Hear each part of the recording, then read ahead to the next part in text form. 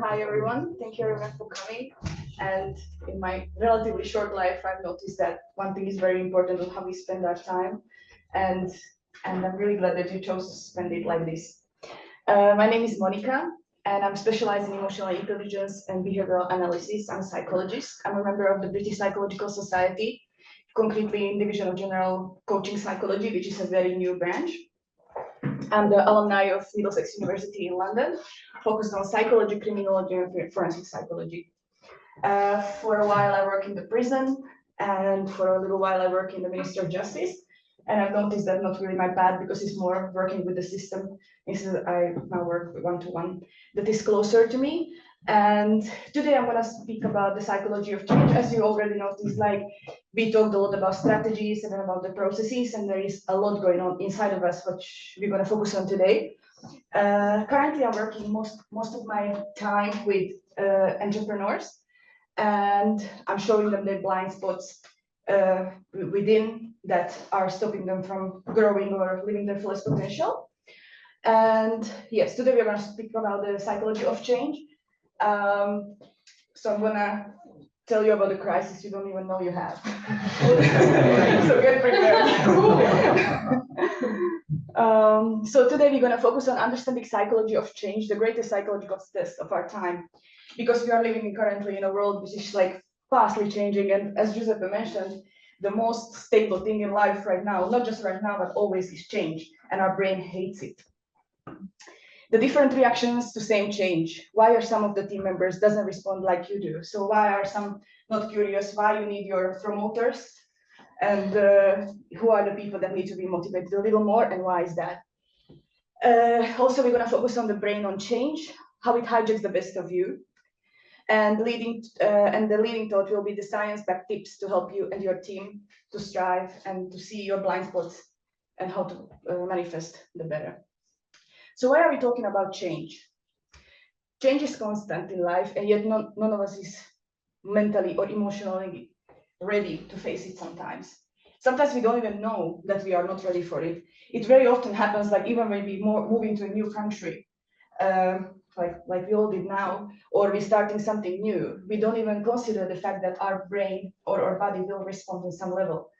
And we don't know often what is actually happening to us. We don't understand, like, it's a good change, so why does it feel this way? Or like, we don't even consider it's a change. We think it's maybe food or something else, or I don't know. We direct our attention somewhere else. And many leaders focus on external strategies for change, but we overlook the internal psychology, and that when things break down. As Michael was mentioning, the things that we don't think, I mean, the 15% that is not going to work is probably by Murphy's Law is going to happen. And I don't know if you ever read the book of Black Swan. It's one of those situations of the Black Swan. So basically, it's an event that is very unlikely to happen, but when it happens, it's worth everything. And it usually happens. So yeah. And also, when it comes to change, we think we can resist it or we don't have to take a part in the change. As you said, like sometimes we are afraid we're going to lose our jobs, or what kind of effect will the change actually have. But the thing is, like, the fact that we think we have a choice is an illusion, like in Matrix. Like, it's the red pill or the blue pill. You have to choose the reality. Whether you like it or not, it will hit you in the face if we are not going to do that. In the company, or within teams, or even in your family at home, there are usually people that are the curious, excited, eager people, and the ones that are the resistant fans of stability. And you usually have all of them in the team. And I just would like to mention that all of them are extremely valuable, because these are the people, the promoters probably, that's why I was asking about it, because it's very important to mention them, because they are the eager one. They will want to know everything. They will not see all the why is it failing. They will see all the opportunities, how to learn. They are very curious. And then there are the resistant fans. It's the thing is, like, about them is they are very loyal, and they are these people are annoying when nothing is changing. They're like, what's happening? I'm bored. I want to learn something new. This company is standing, but they are extremely comfortable there. And these are the people that will actually stay with you longer. And also, the resistant fans are the people that don't really like change, but it's not actually, it's how they wired. It's not because of they resist change because they want to hurt you, or because they don't want to be with the company and they don't want to go with the flow of the company. But this is how their brain is wired. And sometimes we don't understand. So sometimes we have to ask people, why do you feel like you don't want this change? And I just had recently a client saying that, like, oh, there is this guy that he's super curious and now he's not, and I don't understand what's going on. Like there is maybe too much change or something. But when you personally ask that guy what happened, is he had a baby born. His brain was somewhere else. And sometimes that happens as well. So this is why we need the promoters as well, to understand that these people will push you through towards change, and the other ones will keep it up, while these ones cannot get bored again. But both of them are extremely valuable, and both of them are very, very important for the company. The difference is rooted in the brain. So why are they different? Why are they respond differently? Understanding this biological basis can help explain why some employees may seem disengaged when faced with new opportunities, especially of those opportunities that disrupt their sense of safety. And any organization is crucial to recognize that both types of employees, those who embrace change and those who prefer stability, are valuable. Sometimes we get annoyed by one another because why is the other person not curious as much as me, or why are they like holding a little bit the team back, because we have to deal with that. But this is a part of it, They are also the part of AI. Actually, they are also the part of the solution. So they need to be looked into.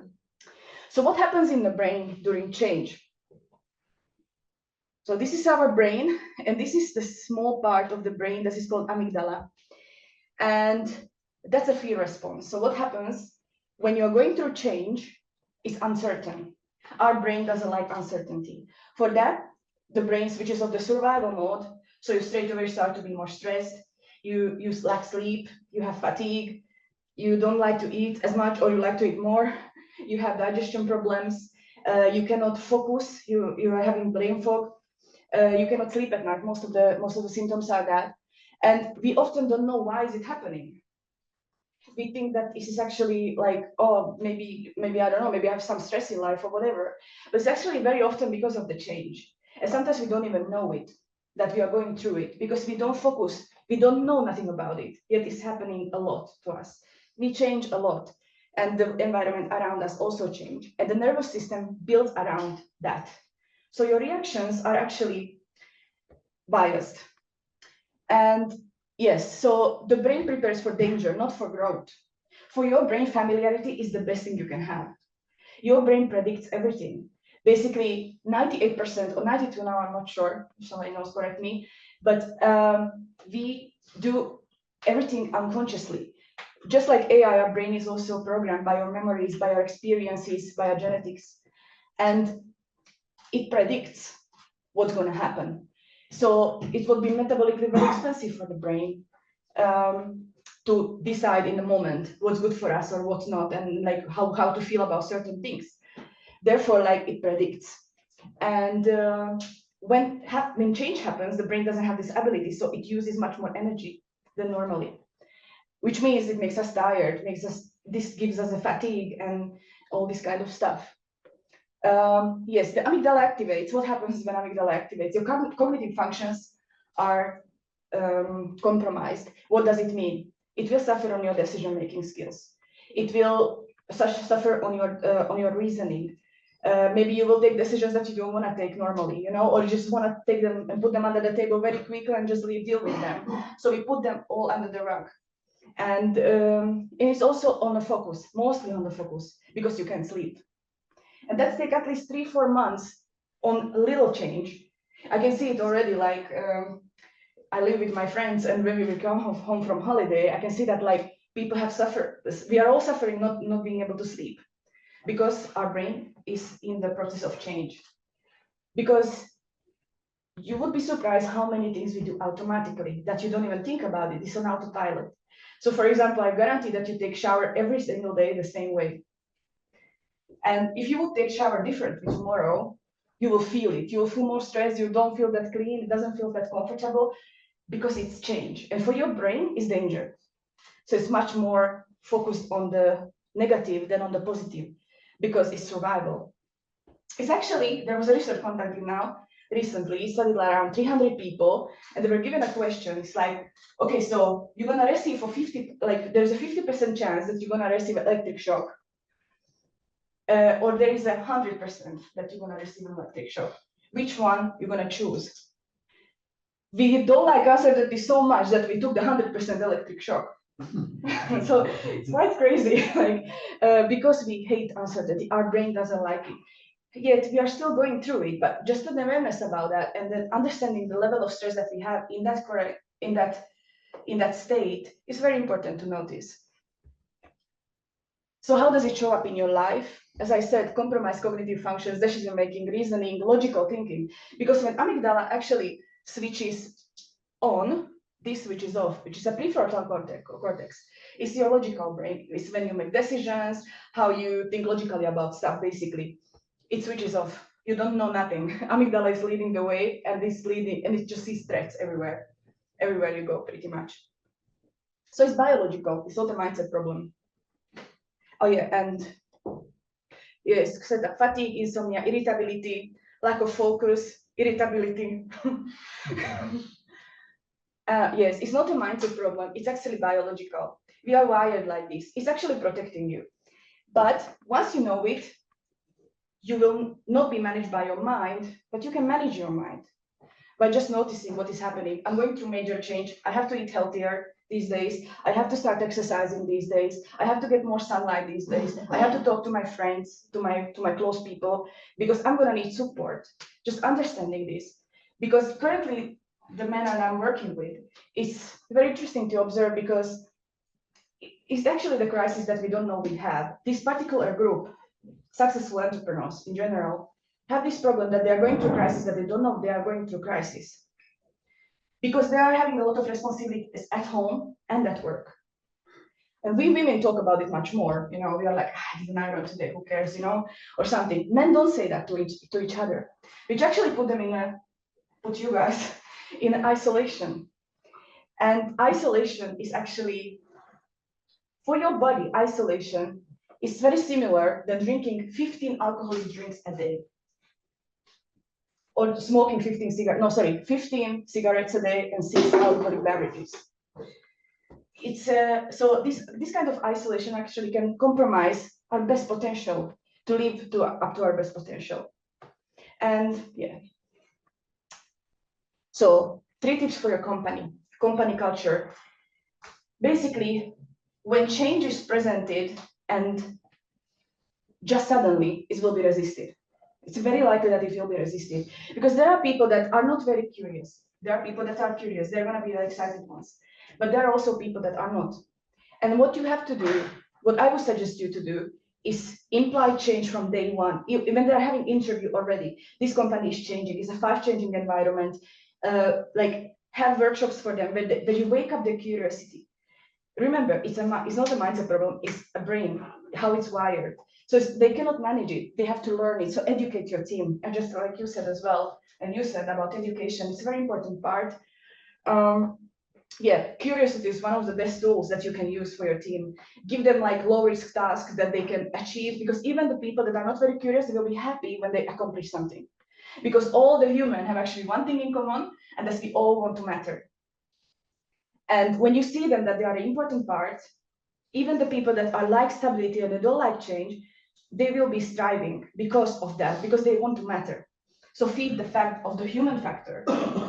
And educate your team about what change really is. Just as I told you, change is actually a very deep topic. You can talk about it a lot. But actually, like at least every 3 months, I would suggest you to have and sit down with your team, have a coach or somebody that will actually tell them about what change is. That it's not dangerous, that it's a part of life, whether it's dangerous or not. I mean, it's here. It's not a choice that we can take. It's actually something that we have to do every day. And set expectations that change will happen. So when people know something is happening, remember the uncertainty. We don't like uncertainty. So they like certainty. So if you certainly tell them there will be change, there will be challenges, and educating them in the meantime, and they will feel always, it's like a muscle that you make always stronger and stronger. So people will get used to it, and you will get used to it as well. So So 3 tips for you would be understand your own reactions to change. So what happens to your body? What happens to you? Because we rarely stop and see like, okay, I'm going through change, just as small as like moving to another country, or I don't know, implementing a new tool to your work, or you have a new client that is different, or whatever. Observe yourself, sit down with yourself, and just write down what happens to you when you are changing. Am I more irritable at home? Am I more absent? Do I want to talk to people? Do I don't want to talk to people? How does it affect my team? How does it affect my family? How does it affect my friends? Tell your team you will need them. As I said, we all have that one human factor that we all want to matter. And the more you tell them that you will need them, the more they will be engaged with you. And so leadership doesn't mean pretending we have all the answers, just like you said. Be vulnerable and say to them what is happening. Yes, as you said, like people are sometimes saying like, oh, I'm gonna lose my job. And this is actually a very common topic right now. And they're all worried about it. But the thing is, if we foster curiosity and we make it an everyday education, people stop being scared. Because the thing is like, if you are, because yes, many opportunities will fall, but many will come. And we don't know the spectrum of human emotions, and we don't know how they actually will be. Maybe it will be a good change. Because we think that change is bad, I'm gonna lose my job or so on, but maybe it will give you a new opportunity. So show them that way, because the thing is they don't know. And you as a leader should know for them as well that yes, fear is okay, but what you do with it matters. And take time to understand yourself. Self-awareness is a superpower. It's actually, I was watching a movie, Limited, and when you I don't know if you ever seen it, it's like the guy takes a pill and 100% of his brain works. Limitless. Sorry? Limitless. Sorry, yes. And yeah, not limited, right? Yes. That is actually like very interesting because what he was doing is he was observing what he can do instead of like how he can affect others. So the self-awareness is like when you know how you respond to change, when you know how you respond to stress, when you know how you respond to people that are challenging, that will give you tools of how to actually approach it. Because describing a problem solves 50% of the problem, which is very good. So change isn't a problem to solve, it's a pattern to understand. And once you know that, you have a superpower. That's all I got for you today. But I have a lot more gray hair than I used to have 1 year ago. Okay. So what other things should I look for to understand how much I'm stressed or now, and what shortcuts should I use to get out of that situation? So first of all, you need to know what is actually setting you off, right? Or like how does it show before you even solve it. So I think like most of it shows up in your sleep or on like sometimes when we are stressed. There are 2 types of people. Sometimes you need more people, like you need to talk to people, and sometimes you're like, I don't want to talk, So usually when you want to spend a lot of time alone, or like you want to be too much with people, this can be also one of the signs that that you are experiencing. It's very personal, to be honest. Yes. So it's like it can show differently as well. It's personal, but I guarantee you that you can feel it in your body. But what happens is that we are disconnected from our bodies sometimes, and you're not following the rhythm of your body, which means like, when we are little, like usually they tell us like, when you fall down, it doesn't hurt, it's fine, but it hurts. But you're like, no, it doesn't hurt, it's okay. But this is how we disconnect from our body, because your body is giving you signs, and I'm pretty sure it's giving you signs. It's not just that happen, Yeah, apart from gray hair, I do not see any signs. Yeah, I mean, I understand. And how can you get out of it? That's like a whole different topic, because there are lots of things that you can do. Shortcuts. You mentioned sun baths, okay, morning walks or Morning walks. walks, yes. And talking to someone, like explain. First of all, like you have to, journaling really helps to understand and clarify what you are feeling, and also like understanding this kind of process, because change is just one of it. It's a huge spectrum that we are going through every single day, and we don't know actually what's happening. So educate yourself about about certain things that you're going through life, what, like read a lot of books, expose yourself. You know what is very good self-knowledge? Like expose yourself to uncomfortable situations and see how you respond. Like go to people that for example, you don't know, or give a talk. Yeah. Cold waters in the morning. Yeah, that actually helps, yeah. But it's very good to educate yourself about it. Honestly, it's very good to have for all the entrepreneurs, especially male entrepreneurs. I really recommend having at least once a month somebody to talk to that is a professional that has nothing, like a person that is not sided in either way, and just like talk to somebody, because there is a major thing happen in man's brain and the responsibility you guys have put you in isolation. And it's like I often see my clients like they're coming, I'm stressed and I don't know why. And when we open it up, it's like crazy. It's like they have a tremendous amount of responsibility that is actually like, because sometimes they are either focused on the family or on the business. Both of them doesn't work. It's a paradox, and then it's like it becomes very difficult. And all you have to do is just go to someone, talk to someone, clarify your thoughts, because the thoughts that you have during stress are the ones that actually make you feel the way you feel. So change the thoughts, and like there is a whole lot of process How around do you it. explain to the wife that both of them don't work? Sorry? How do you explain to the wife that both of them do not work? Because it's both of them, it's a lot. I mean, like if you focus, for example, if you are going to specifically change in your business, like you're implying a new thing, you will be very much focused to your work. You don't even notice sometimes, but your wife will. You will, because like when she will talk to you, you will not be present, you will be putting on plates and you will be counting like what you have to do with these people. And like, it's like usually people around you notice. Also ask your friends or your people, like, what do you see when I'm going through change? This is also a good way to reflect. So do you have a couple of exercises to do? Let's say that today I hit a really like a moment of stress, all of a sudden I feel like kind of a panic attack. So how would you manage this situation? Like now, an exercise like respiration or this kind of thing? Yes. I mean, breathing can always help. And also like CBT tools can help to this kind of like specific, like when you're going through change, this can really help you actually. Like go for, clarify your thoughts, stop catastrophizing, notice what you're doing. So maybe you're catastrophizing, maybe you're saying everything will fail or everything will be bad, or you're predicting the future, for example. So you are like, oh, this and this will happen, but maybe like your fear is speaking, the amygdala is leading the way, so it's very, very likely that your thoughts are actually not really aligned with reality, that you see through the fear. And yes, I mean, what I can give you right now, because this is not the topic, I mean, it's deeper topic about that, but like walks help, talking to people help, sleeping well, please start sleeping well. If you can, please start sleeping well. This is the most important thing that you need, because it's underrated, so underrated. Eating healthy, we're not 20 anymore, most of us. You have to eat healthy, exercise. I mean, just get sunlight and talk to people. Please, guys, talk to people. Tell them how you feel sometimes. Don't be in isolation, because isolation, it's actually really isolating. Yeah. No smartphone in bedroom.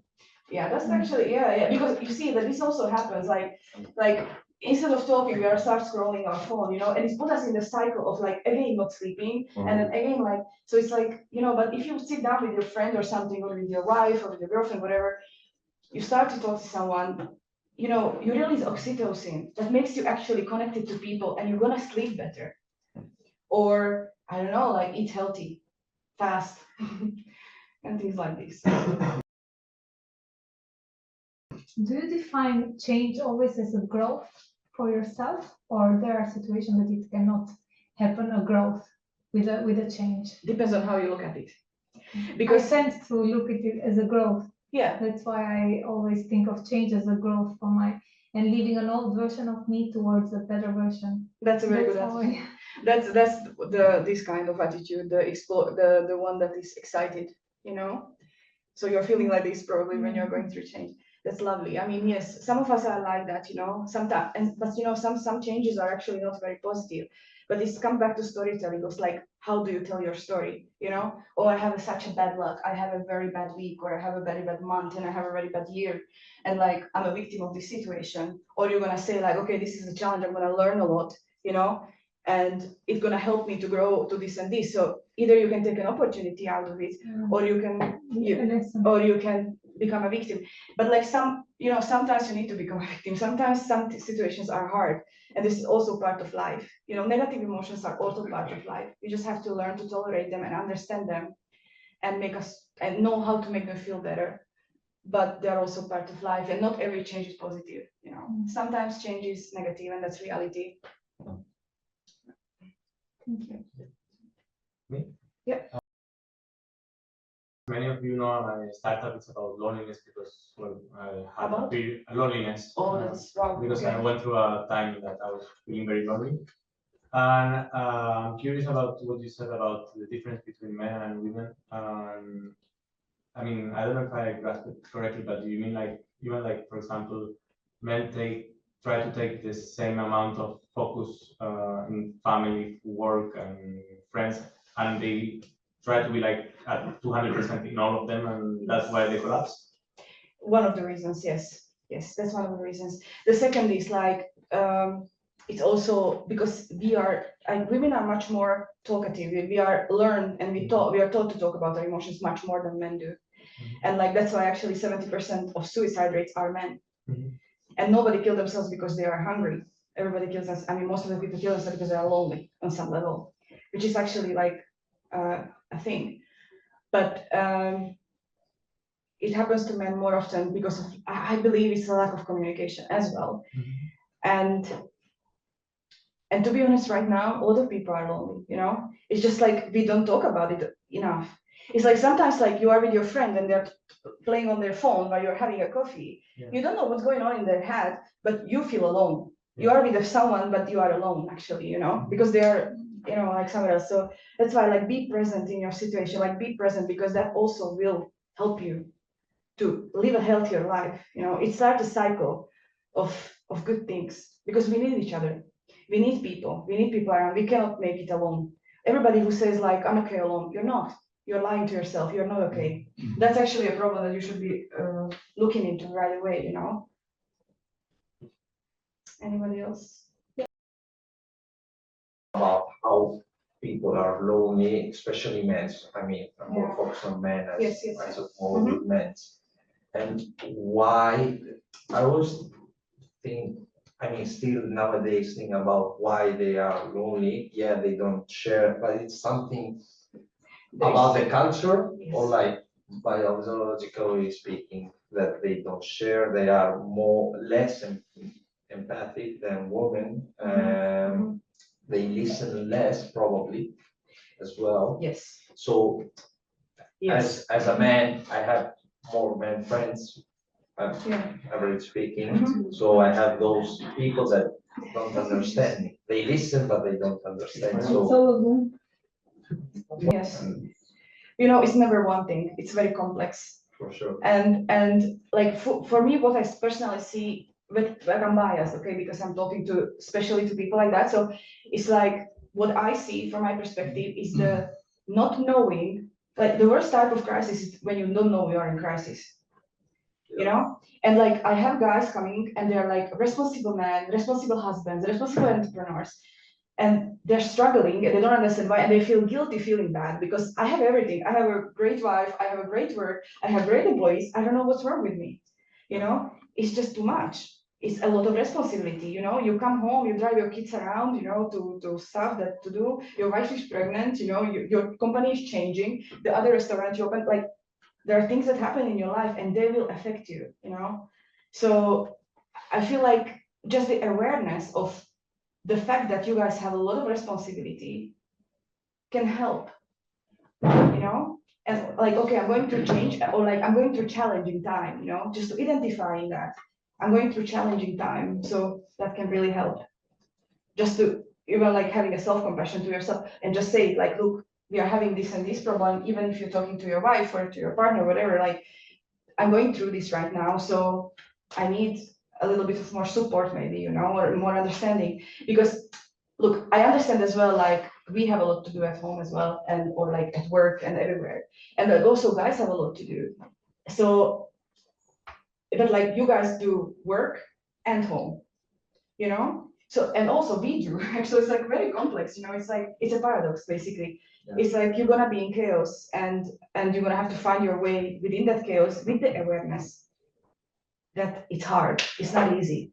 And to accept that fact that it's hard, it's not easy, it's helpful and it's actually comforting.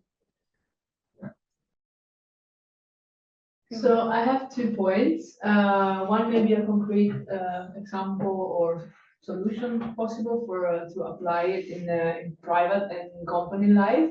So this what you suggest, like to talk and to share the state in which you feel and which you are to your business partner, to your wife or to your girlfriend. One thing that I do, for instance, is to have a couple meeting with your partner or to have a couple meeting with your co-founder once a week or bi-weekly. And in this moment, you feel like open to listen to the other part, and which is like mentally, I think it's a very good solution because you're prepared. Like you're prepared to listen to the other person and vice versa, to give your state to another important co-founder or wife. So maybe to fix it, like to have a routine on this, to exchange, for me, it's working very good. So I know that in that moment, if I have something to share, look, for instance, to my husband, I will say, we are facing a new program and I'm very stressful, so please be aware in the house. I'm gonna be like not really, Yes. cooking all the time or be like present.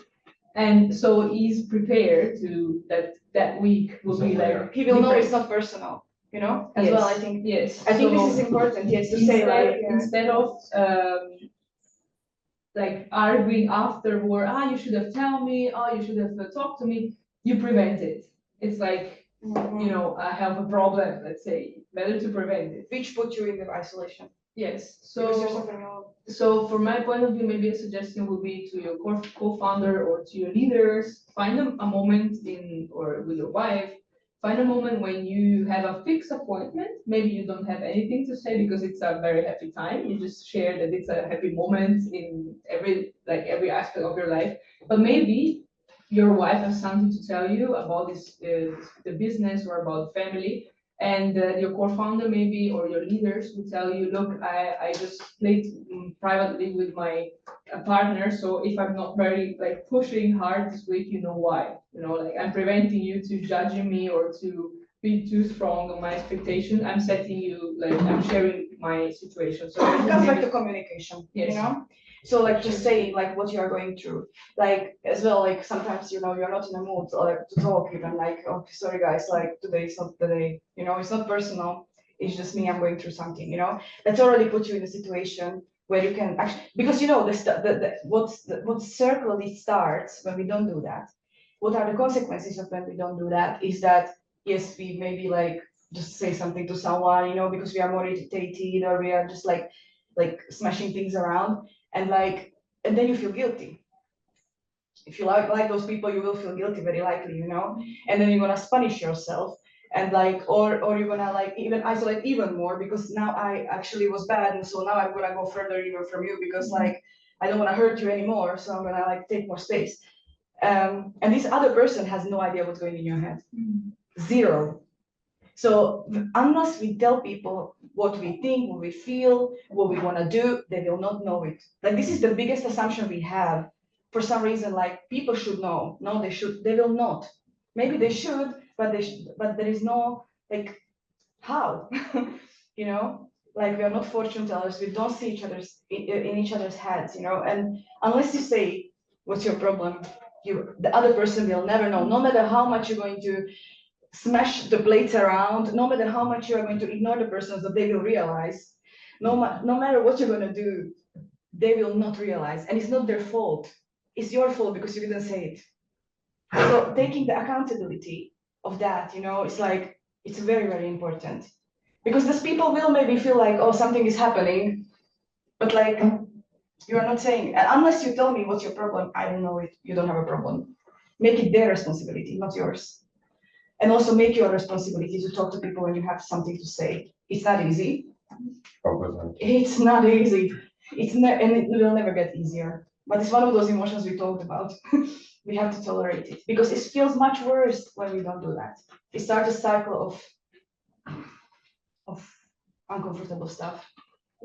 Yeah, I think it's just a really, really good point. It requires a huge amount of conscious effort Yes. to cultivate that. Otherwise, particularly for straight men, it's typically we're socialized to just talk to our female partner Yeah. about our emotions, and that's a lot of work to put on a female partner. So it requires a huge amount of conscious effort to say, I'm going to pick one or two good friends. I'm going to spend 30 minutes, like you listen to me for 30 minutes, I listen to you for 30 minutes. Let's go a bit deeper. Let's talk about what's really going on for ourselves. Like that's kind of radical. We don't have models of that. No. So Yeah. like to hear you talking about like talking with your best friend, it's like that requires a lot of consciousness and awareness because And a lot of vulnerability. I know vulnerability, yeah, because I think like in the manosphere of how to be a man or how to be a alpha male or an entrepreneur or producing stuff or your Yes. ability is just based on your like financial statement or whatever. You don't really get a lot of models of saying like actually just spend time to talk with a male friend, go Yes. for a walk and agree that you actually deepen the conversation And don't and not require. just talk about surface nonsense. Yeah. And also the mistake that we make is like sometimes like in partnership is like we expect from our partner that they will do everything for us, that they will be the one understanding, listening, playing games or watching something or or we expect men to go shopping with us or I don't know, whatever, like we cannot expect everything from one person. That's why we need social groups. That's why you need friends. That's why, like, and of course, like maybe your partner is not going to understand you as much as another man will. But yes, we don't talk about it often, and I don't even know how to like imply that. I think it has to start from education or something like because I feel like it's so rooted inside. It's like I can see that on my clients because they literally come because they feel bad and they still cannot identify why. It's such a complex problem actually that it needs more than therapy. It needs like a reform of how we raise men because it's like and how we perceive them actually because yeah.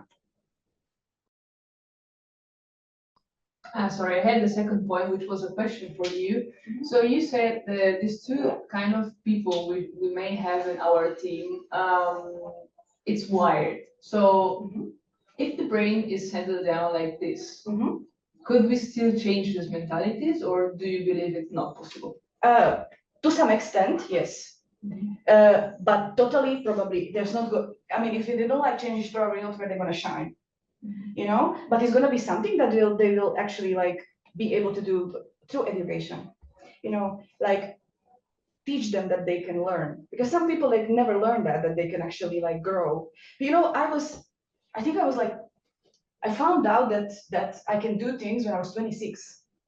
Before that, I was thinking that I just don't know anything because I didn't have the right way of education. And when I came to UK, I was like, oh, I'm actually not that stupid, So it was like really interesting. It's just because they found me, they showed me a different way of how to learn, and I love to learn. It's what I love the most actually, and I didn't used to like to learn at all because I was like, this is not working for me, So there is a way, but I think, honestly, I genuinely think that what is the biggest fuel to teach people change is curiosity. Be curious, And I think this is actually for this 21st century, the biggest tool that you can have is be curious, be adaptable to change, and don't marry what you're doing right now or how you are as a person. Because you will be because we all think that like how we are now, this is how we're gonna stay. But we thought the same when we were 20. It's like, I'm never gonna change, I'm gonna be always like this, No, you are gonna change, Like I'm always gonna party and I'm always gonna do that and this. No, you're not. You wish. Like, it's like you're gonna be very different. And the thing is like accepting the fact that, it's actually requires again conscious effort to understand that it happened to me when I actually came to here and I was before in Erasmus and I love the digital environment. I mean the international environment, it was feeding me. I was feeling energized and it was amazing. And when I came here and I went to these digital nomad meetings, I was like, I don't know. Like, I didn't understand why I don't like it anymore. What happened to me? Like, is something bad? Am I depressed? Like, am I going through something? Like, no, I just changed. And you have to make a conscious effort to understand that. And I still like the meetings, but like on a different direction. Yeah. Anyone else? Was important for me was about change. Mhm. As you said, there are people resistant of change, but like changes life, as Yeah. changes everything, changes every second is changing. So, and do you think we can be ready about embarrassing change? I don't think so. Not So everyone. if you And don't think you're gonna be ready, you cannot be ready for change. So you just have to pass embrace. by. Yeah. And the thing is, like somebody, I mean, we all experience change and we all, I mean, some people needing to change at work, some people at home in their garden, and it's like some people can work in the tech industry and they can be at work and they can do like the same things every day, or like I do sometimes not the administration. It doesn't mean that they don't like change. They don't like change from your perspective where you're standing and where you're looking at them, but they can like change at home. For example, they like to play with their kids, they like to go to travel, I don't know, they like to experience new things, or they just like to not change. They like stability. There is nothing wrong with stability actually. It's just between us entrepreneur and between us digital nomads and expats. It's hard to understand why people would choose stability. Yes, but it's also like a part of the group. It's part of life as well. As just as change, people that like stability is also, it's just this is what they prefer. It's just a preference. That this is how their brain is wired. It's not something they can change. It's not something, just like you are curious, it would be harder for you to stay. Thank I you want to guys. say something. Oh, okay. I want to say that I see this change. I also classify people in these two ways you said. Mhm. Then for some period, I call them online and offliners.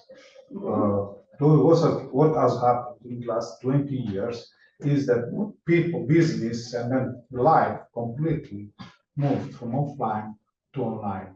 Okay, so these two groups, two clusters, were the onliners, the curious, the people that from 15 start to use Facebook or to go online, and then gradually now most of people have moved online, most business, even if you have a restaurant, you have some social presence, you have to check the review of people. So even they are not an online business, but they still are onliners. Okay, now what is happening now is another change that I see is like we are two species.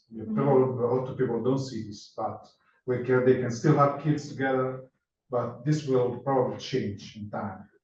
And one species is the liquid, I call them. The liquid. Okay. people, Oh, yeah. okay, Mhm. like most of us, Mhm. and the solid people. Mhm. Okay. Yeah. The solid people are people that want to live in the same country, probably speak only one language, probably buy a house with mortgage. So for the next 40 years, they will live in the same house, not just in the same city. And these people will probably facing extinction, okay, in the long run. The other part is liquid people, okay, people that speak 2, 3 languages, that have worked in different locations, that have worked with companies that are not local, that work online, okay. I hope those solid people survive, not like the Neanderthal, but just to be on the safe side, when you employ people, when you make a relationship, you start thinking about this and start focusing on employing people that have lived around, speak 2, 3 languages, because speaking, you know better than me, that condition the way you think. When I speak English, I think differently than when I speak Italian. Okay, I learned English when I was 23 and I learned Spanish when I was 48. So it is possible to learn when you are older. Of course it Things. is possible. And, Oh, and- absolutely, when you're curious. But I just want to make one point, like stability and staying in the same country or doing is not wrong. It doesn't No. make you extinct. Okay, It's actually, we'll see. I actually But disagree. sometimes Like, We'll see. yeah, Sometimes you need because- to We'll see. change, to go for travel, for working, no, because you can stay, you Yeah. can stay only, for You're right. example, in the island, and you don't know what about. actually, guys, this is For- the exact thing I wanted to make you aware of. Like, both of the groups are actually very important members of society, of life, of everything. Because they can say the same about us because you don't have families. You know, they maybe have different family values. You know, they have values that we don't even know are important. And they maybe think that we're gonna be extinct, you know? I mean, this is not a competition. You know, what this But is, it's not from this, it's not from family.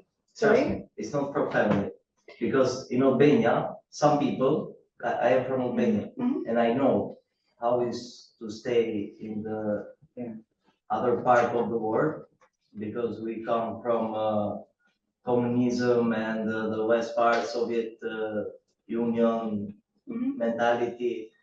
And my father talk with me, and we fight sometimes for my job or for my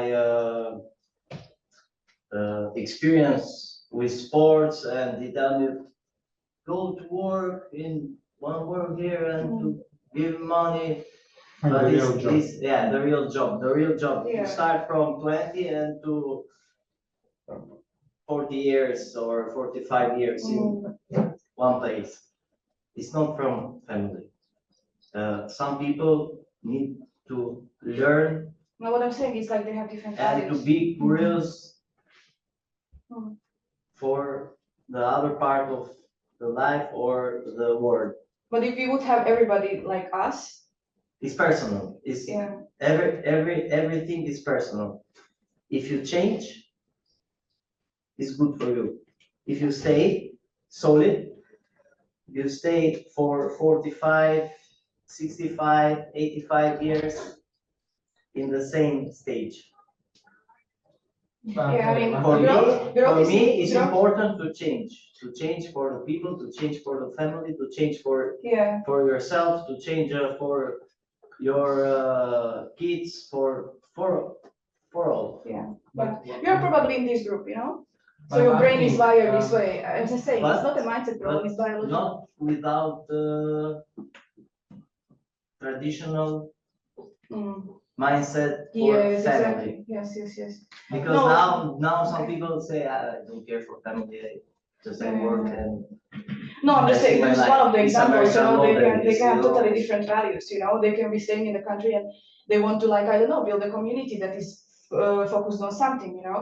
I have clients that are extremely curious people and they love change, but they're still in the same house, the same country, with the same woman, Yes. in the same environment. And it, you know, what I'm saying is just, there is no good and bad in between this, you know. It's, both of them are extremely necessary for But the they society. travel, they travel, They don't have to. There are people that don't want to, and they don't have to, and they're very happy. because It's just, exactly, you know, it's like, you measure it on a level of happiness, you know? It's like there are people that are very happy with the exact opposite of what you have. And it doesn't mean that they are better or worse, it just means that this is how it is, you know, this is how life is. We are all different and we all need to be different because otherwise it would be collapsed, you know?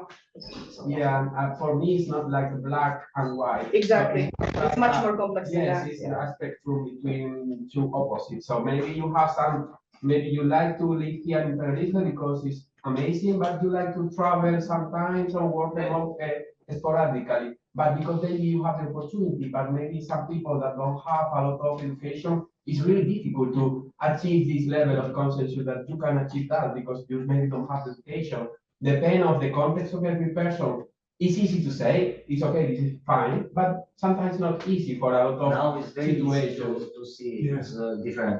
And as I say, you see, open- like, you change for open some the people are- Cell phone and you search for another country, but before is Now you need to go in the internet cafe and you pay 20 cents for Yes. me. And I need to see the place, the Italy, or because it's not possible to go. Yeah, now it's easier It is because that they time. are, Now it's very easy. it's easier, but there's a lot of type of different situations. So and always it's not black white. It's maybe you want to do something online, maybe you, and if you are living all the time in the same place because you love the place where you are living, what happened? No, problem. but my suggestion was, because I have been working in a team remotely first. We started the team remotely, and the last 8 years with Nico, we went from 0 to 50 people. Okay, and most of the problem we had is with solid people. Okay, if you have a remote, my message was, if you have a remote team, if you are building a remote company, before you check the hard skill, is an engineer, is Einstein, is whatever, you have to check, is he solid or is he liquid? Yes. Otherwise, it will not fit in your organization. I mean, what I'm saying, you don't need them in your company. Otherwise, they will create problems to you, unless you run a restaurant. Okay. But if you run a remote company with different location, we have all these people based in 20 different countries. They speak different languages. They have different religion. They have different skin color. They are liquid people. Okay, if you put one solid in this equation, you will lose it, and in the meantime, you might lose somebody else that is unhappy with these people because they think different. That's what I'm saying. I'm not saying they are No, not. no, in this context Yeah. Is fine. it's It's okay. fine. But it's not like a whole life. So Speak it's like yours, not yeah. mine. So back to Monica. So basically, change isn't a problem to solve, but it's a pattern to understand. And it's also biological. So some people are like this and some people are like that. And the goal is here to actually be like understanding to one another and really cool to one another and understanding in order to grow. And exactly, you have to decide as an entrepreneur what kind of people you would like to have your business in your business. If you want curious people, this is what you choose. If you want this kind of people, this is what you choose as well. It's up to you what you want to live, and how you want your company to be. I'm just saying because I highlighted this topic especially because my friends are working in companies and they're often coming home and they're saying, these people are just always, they don't want to do this. And Tenerife specifically, it's like people like to stay where they are. They don't like to grow a lot, Yeah, everything is slow. So it's like very, but we still, and why are we here? Because they're relaxed, because we are happy, So everything has a cause and effect. Every person in your life, everyone you meet is important.